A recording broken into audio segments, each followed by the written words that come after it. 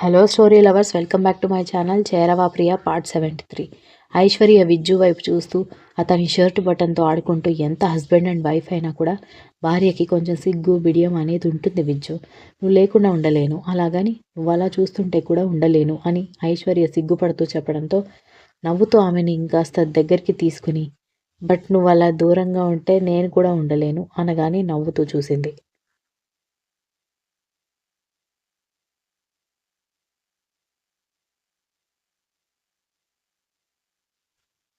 త్వరగా ఆ సిగ్గు వదిలేసి నాకు దగ్గర అవ్వడానికి ట్రై చేయవే. పెళ్ళై ఇంత అందమైన పెళ్ళాం కళ్ళ ముందు ఉంటూ సైలెంట్గా ఉండాలంటే ఎంత కష్టమో నీకేం తెలుసు అని మూతి ముడుచుకోవడంతో, అయ్యో నా బుజ్జి చాలా ఫీల్ అవుతున్నాడే అని అతను బుగ్గలు గిల్లడంతో, కామెడీ చేయకు, నా మాటల గురించి కూడా ఆలోచించు అనగానే, సరే బాబు అని అంటూ ఉండగానే కాలింగ్ బెల్ రింగ్ అయిన సౌండ్ వినిపించడంతో, ఈ టైంలో ఎవరు, అందరు నిద్రపోతారు కదా అని ఐశ్వర్య అనగానే, చూద్దాం, వాచ్మెన్ రానిచ్చాడంటే ఎవరో డాడీ పంపించిన వాళ్ళు అయి ఉంటారు అని చెప్పి వెళ్ళి డోర్ ఓపెన్ చేస్తే వెనుకే ఐశ్వర్య కూడా వెళ్ళింది.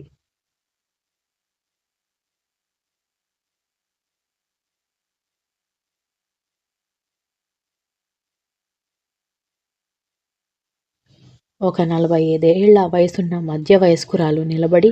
నమస్కారం చిన్నబాబు గారు అనగానే, నమస్కారం, నేను మిమ్మల్ని ఎక్కడో చూశాను అనగానే, మీరు ఇంట్లో ఉన్నప్పుడు ఇక్కడ పని మంచిగా చేసేదాన్ని, ఆ తర్వాత ఆరోగ్యం బాగాలేక పని మానేశాను అనగానే, అవును గుర్తుంది, ఇప్పుడు ఎందుకు వచ్చావు అని అడిగేసరికి ఐశ్వర్య అయోమయంగా వింటూ ఉంటే,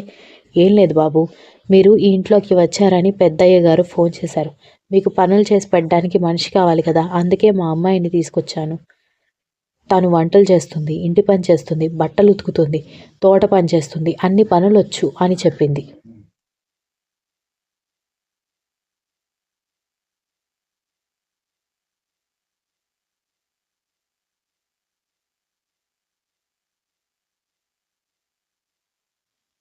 విజ్జు, ఇదంతా అవసరం లేదు, నేను అన్ని పనులు చేసుకోగలుగుతాను, ఇద్దరికి పని మనిషి ఎందుకు అని ఐశ్వర్య చెబుతూ ఉంటే, ఉండనివ్వు, మామూలప్పుడే నువ్వు పని చేసుకున్నా, నువ్వు డాన్స్ నేర్పించడానికి మళ్ళీ వెళ్లాల్సి వచ్చినప్పుడు ఇంట్లో పనులు చేయడానికి మనిషి కావాలి కదా, అలసిపోయి వచ్చి పనులు చేసుకోలేవు కదా, నేను కూడా ఆఫీస్లోనే ఉంటాను, నీకు హెల్ప్ చేయాలనుకుంటే అని విజ్జు అనగాని, అయితే మాత్రం నెలకు అంతంత జీతం ఇవ్వడెందుకు, నా ఓపిక ఉంది, పని చేసే తెలివి ఉంది, పని చేయడం కూడా వచ్చు, ఇంకా ఏంటి అని అడిగింది.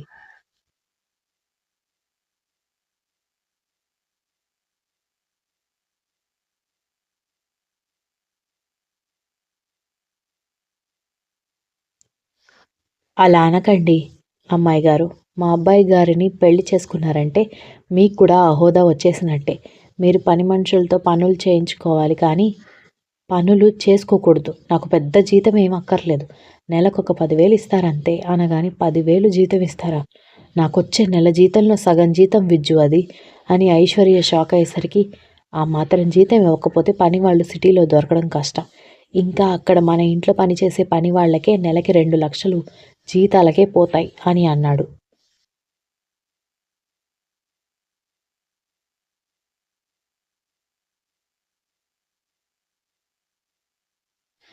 భగవంతుడా అని ఐశ్వర్య గుండెల మీద చేతులు వేసుకోవడంతో విజ్జు నవ్వుతూ వాళ్ళ వైపు చూసి, ఇప్పుడు వెళ్ళిపోయి రేపు మార్నింగ్ రండి అని చెప్పడంతో, అలాగే బాబు అనగాని, అది సరే, పగలు రాకుండా ఇంత లేటుగా వచ్చారేంటి అనగాని, అంటే నా కూతురు వేరే 5 ఇళ్లల్లో పనిచేస్తుంది బాబు,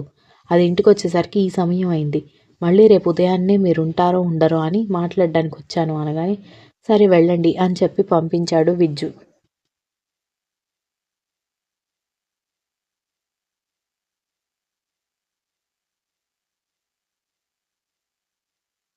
డోర్ క్లోజ్ చేసిన తర్వాత, వద్దు అంటుంటే వాళ్ళని రమ్మంటావేంటి విజ్జు అని ఐశ్వర్య కోపడుతుంటే,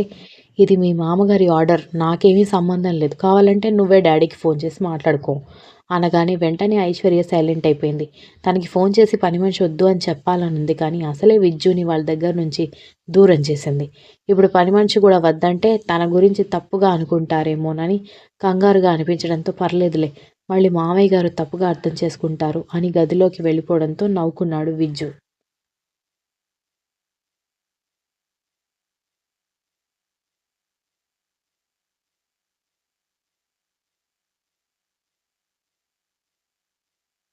ఆ తర్వాత బాల్కనీ డోర్స్ క్లోజ్ చేసి ఇద్దరూ నిద్రకి ఉపక్రమించడానికి ట్రై చేస్తూ ఉంటే ఆమె నడుం చుట్టూ చేయి వేసి దగ్గరికి తీసుకోవడంతో విజ్జు అని కంగారు పడుతున్న ఐశ్వర్య బుగ్గ మీద ముద్దు పెట్టి ఇట్స్ ఓకే జస్ట్ నిద్రపోతున్నాం అంతే అని చెప్పడంతో ఆమె ఇంకా ఏం మాట్లాడకుండా సైలెంట్గా ఉంది.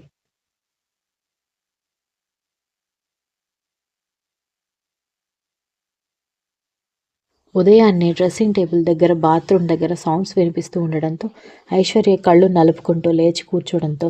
విజ్జు ఆఫీస్కి రెడీ అవుతూ కనిపించేసరికి కంగారు పడి టైం చూసేసరికి 8 అవుతూ ఉండడంతో ఏంటి ఇంతసేపు నిద్రపోయాను, కొత్త ప్లేస్ అసలు నిద్ర పట్టదనుకున్నానే అనుకుంటూ సారీ విజ్జు లేట్గా లేచాను, 10 నిమిషాల్లో నీకు బ్రేక్ఫాస్ట్ ప్రిపేర్ చేస్తాను అనగానే ఆల్రెడీ పని మనిషి వచ్చింది, తను అదే పనిలో ఉంది. మంచి నిద్రలో ఉన్నావు కదా, డిస్టర్బ్ చేయడం ఎందుకని డిస్టర్బ్ చేయలేదు, ఇలా అవుతుంది కాబట్టే డాడీ మనిషిని పెట్టాడు అనగానే ఐశ్వర్య మూతి ముడుచుకుంది.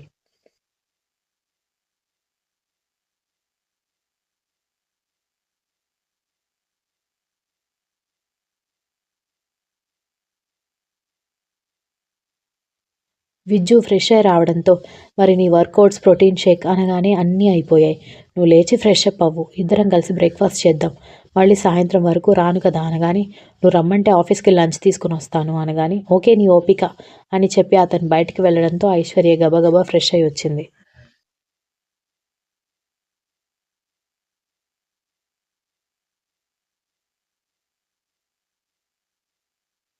ఏం టిఫిన్ చేశావు మణి అని అడుగుతూ విజ్జు వెళ్ళి డైనింగ్ టేబుల్ మీద కూర్చోడంతో పూరి పెసరట్టు ఇడ్లీ వడ చేశాను బాబు అనగానే ఇద్దరికి అన్ని టిఫిన్స్ ఎందుకు మణిమ్మ అని చీర కట్టుకొని బయటకు వచ్చిన ఐశ్వర్య అడిగేసరికి నార్మల్ చీరలో అప్పుడే కడిగిన ముత్యంలాగా ఉన్న ఐశ్వర్యని చూస్తూ ఈ లోకాన్ని మర్చిపోయిన విజ్జుని ఎవ్వరూ గమనించలేదు.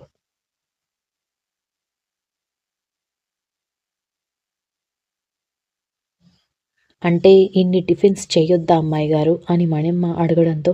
వేస్ట్ అయిపోతాయి కదా, ఒకవేళ నేను మా ఆయనతో పాటు నువ్వు కూడా తిన్నా కూడా ఇంకా మిగులుతాయి, ఎందుకు అన్ని చేస్తున్నావు అనగాని అయితే రేపటి నుంచి మీరు ఎన్ని చేయమంటే అన్ని చేస్తాను అమ్మాయి గారు అనగాని అయితే రోజుకు ఒక రకం సరిపోతుంది, లేదంటే ఇడ్లీతో పాటు కామన్గా ఇడ్లీ వడ, ఇడ్లీ దోశ, ఇడ్లీ పూరి ఇలా చేయి కానీ ఇన్ని టిఫిన్స్ చేయకు, ఈరోజు టిఫిన్స్ మిగిలిపోతే నీకు పిల్లలు ఉన్నారా, వాళ్ళకి తీసుకుని వెళ్ళు అనగాని అలాగే అమ్మాయి గారు అని అంది.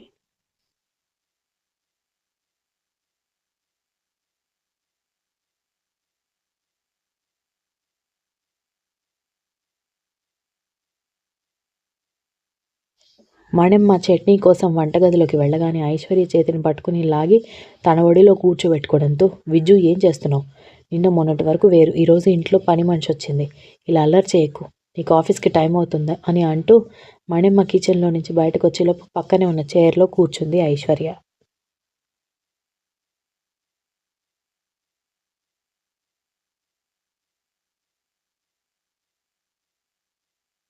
ఇద్దరూ కలిసి బ్రేక్ఫాస్ట్ తిన్న తర్వాత విజ్జు ఆఫీస్కి బయలుదేరితే విజ్జు కొంచెం మనీ కావాలి అని ఐశ్వర్య మొహమాటంగా అడగడం చూసి ఎందుకు అంత మొహమాటంగా అడుగుతున్నావు అనగానే ఐశ్వర్య ఏం మాట్లాడకపోవడంతో ఆమెని కోపంగా చూస్తూ తన పాకెట్లో ఉన్న డెబిట్ కార్డ్ తీసిచ్చి ఇందులో 20 lakhs వరకు ఉన్నాయి, నీకు కావాల్సినవి కొనుక్కో అనగానే నా కోసం కాదు అనగానే మరి దేనికి అని అడిగాడు అయోమయంగా.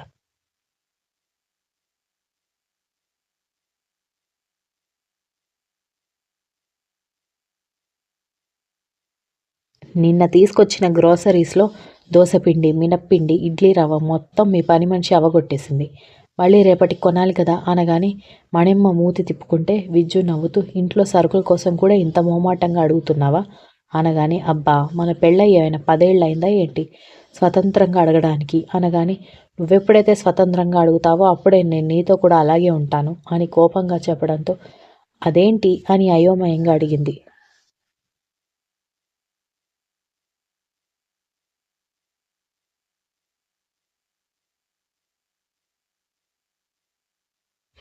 మరి లేకపోతే నువ్విలా ప్రతిదానికి సిగ్గుపడుతుంటే నాకు తలనొప్పొస్తోంది అని చెప్పడంతో అది కాదు విజ్జు అని అంటున్నా అతను వెళ్ళిపోవడంతో మూతి తిప్పుకుంటూ పద మనం వంటగదిలోకి కొన్ని సరుకులు తీసుకుని రావాలి అని మణిమ్మని తీసుకుని మార్కెట్కి బయలుదేరింది Aishwarya. Continuous. Please like, comment, share and don't forget to subscribe.